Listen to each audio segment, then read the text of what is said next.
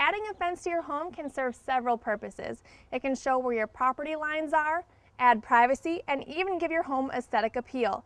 But for this homeowner, the fence is going to go up to keep unwanted things out of the yard and to give little Tara here a safe place to run around. So, on this episode of Around the House, I'll show you how to install a pre-assembled fence from start to finish.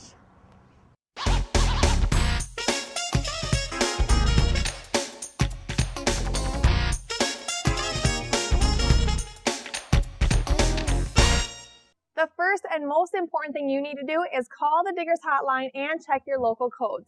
The Diggers Hotline will come out and mark where any buried utility lines are so that you can safely move on with your project. When you know where it's safe to dig, you can mark and measure where you want your fence to be.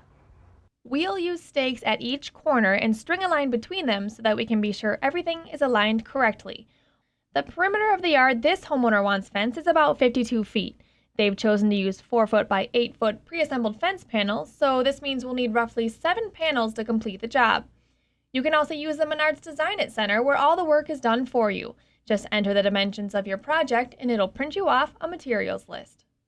Before we install the fence, we need to secure fence posts into the ground. These will be needed on all corners, either side of the gate, and where any panels join. So we'll start at the corner and measure 8 feet out and place a stake. This will be our point of reference for where we need to dig our first hole. Keep in mind that the fence posts need to be installed 8 feet on center. That means from the center of one post to the center of the next post measures 8 feet. Now this is where the manual labor comes in, and I brought some backup to help me out.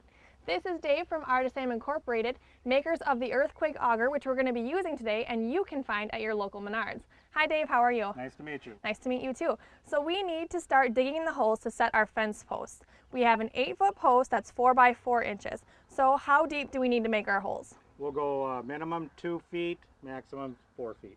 Okay, does that depend? On the height of the... So the taller the fence, then we're going to have deeper holes. For support, yes. Okay, so then what other tools are we going to need to make this project work? Wouldn't hurt to have a manual, a post hole digger, and a spade. Okay, are you ready to get started? Yes, I am. All right, let's go do it.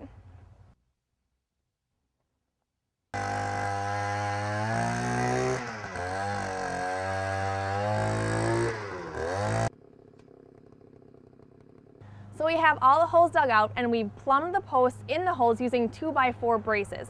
What we need to do now is set those posts in the holes using Akona Instant Post Cement, which is another great product you can find at your local Menards. And we have Brian here from Akona Manufacturing who's going to tell us how it works. Hi Brian, how are you? Good, Trina, how you doing? Good, so how does this stuff work? Really simple. First what you do is you have to know the size of the hole we have. And in this particular project we have a 36-inch deep hole, 6 inches wide. So on the back of the bag you can see where it'll tell you size of the hole and how much product you need. So for this we'll just use one bag? For this we'll just use one bag. Okay, so it's pretty simple. So all we'll do is we'll take 3/4 the required amount of water, dump that in the hole first, then we'll take the product and we'll dump that in a circular motion around the hole, and then finally add the last part of water on top. Okay, so there's absolutely no mixing beforehand, you just put the product in the hole? That's it, no mixing. The only thing you'd like you to do is tamp it with either a stick or a piece of rebar just to make sure you have all the cement product covered in water. Okay, well that sounds really easy. How long before the post cement actually sets up that I can put the fence panels on? Well, it's pretty easy. This is an instant product, so it sets really fast. So we have a 10 to 20 minute window.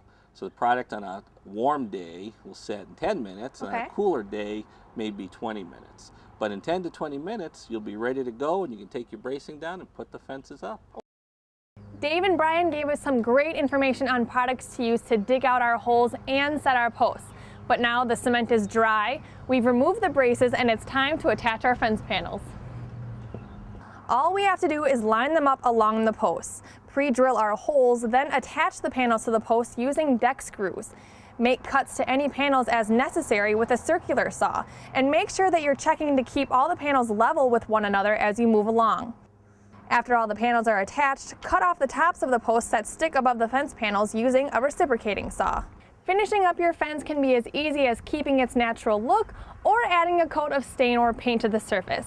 The fence that we installed is treated, so if that's what you install and you want to add a coat of paint, just make sure you let it dry out first. Well, that's it for this project. We'll see you again next time for another episode of Around the House.